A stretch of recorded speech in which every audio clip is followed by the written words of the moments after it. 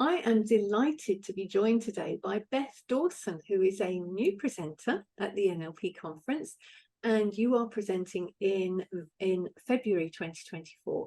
Your topic, which really tickles my curiosity butts, is I Hate My Teen, Managing Taboo Feelings with NLP Coaching Techniques. So that is a topic that resonates, used to resonate. Please do start by telling us a little bit more about yourself and your presentation. Thank you very much. Thank you very much, Karen. Delighted to be here. Thank you. So, Beth Dawson, I am a certified NLP coach, a parent consultant. I'm also a higher education professor with over 20 years experience, teaching, coaching. I do a lot of academic coaching of young people and teens. I also do a lot of coaching of parents of teens. I'm very passionate about education, learning, coaching, and also about parenting, especially teenagers. And I'm glad that resonates. I think it resonates with a lot of people. And just a backstory about how that title came about was I was actually doing a workshop with some parents, and as an icebreaker, I'd asked them to write something on a piece of paper, and I just said, you don't sign it, just say, how are you feeling? And I was expecting, feeling a bit tired, or feeling excited about the workshop, or feeling, I'd like to connect more with my teens. And I opened one and it just said, I hate my teen. And I read it out and I saw a lot of faces. Obviously couldn't tell at that point who had actually written that. And that wasn't, the goal either. But I saw a lot of faces. It was really interesting. We had a very interesting discussion around that topic. And that's when I realized that taboo feelings, in all stages of parenting, it's not just with teenagers, all stages of parenting, we have these, conflicted feelings that sometimes we don't want to admit to. And, it can range from absolute anger to something like jealousy, which is something that people don't talk about. Jealousy, embarrassment, shame, disappointment. That can also be something that happens. And so from that workshop grew an idea around sort of exploring these taboo feelings. What do we do with them? And also, how do we model that as well for our, as in NLP, it's always about being a good role model, so modeling excellence, because guess what? Our teenagers sometimes have these same feelings about us. They can hate us. They can be embarrassed. They can be disappointed. So it's about modeling that as well. So that was something that I also wanted to explore. So yes. Brilliant. So what practical learnings will delegates take away from your session? Right. So from the session, so the practical learnings will definitely be, I'm working with NLP professionals, so they know the techniques, but we'll be looking at self-awareness, really sitting down, recognizing the taboo feelings, where they're coming from, but also really looking at different strategies. We'll be, really working on the different strategies to accept those feelings, work with those feelings. There's a lot of different, as NLP techniques. And as we're all NLP professionals and experts, we'll be discussing that also even together. We could even think about which techniques might work. There are some techniques, parts integration, anchoring good states. There's a lot of reframing, so many different wonderful NLP techniques we can use. What delegates will be really, really sort of like drilling down into the, what are the taboo feelings? What can we do with them? And how can we model good behavior as well? That's really important. How can we model excellence for our teens who also have these taboo feelings? Wonderful. Well, yes, and that sounds like that's something that it's relevant to everybody, because even if you don't happen to have a teenager anymore, your clients may, and also, as you've said, it's for all different stages. So absolutely, it's perfectly relevant, I think, to everybody.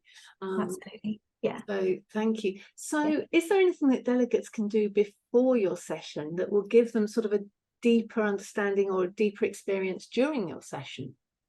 So obviously, if somebody just hops onto the session, that's great. There's nothing specifically that they do have to prepare. I invite delegates who are joining the session, who know in advance that they're joining the session, I invite them to do some journaling, to really kind of think about some of the, what's coming up, some of the emotions that are coming up, some of the taboo feelings, to try and identify. And I think that's really, really powerful. I love journaling. I think it's a great technique.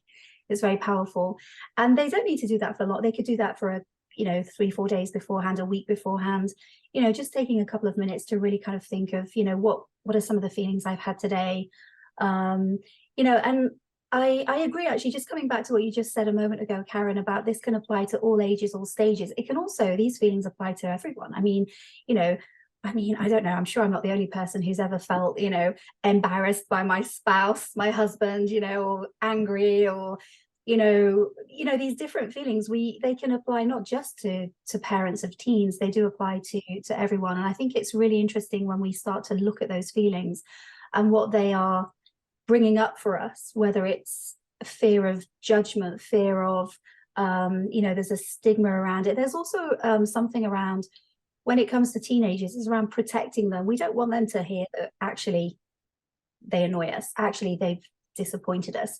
We don't want them to know that. We're protecting them from these feelings. So there's also that as well.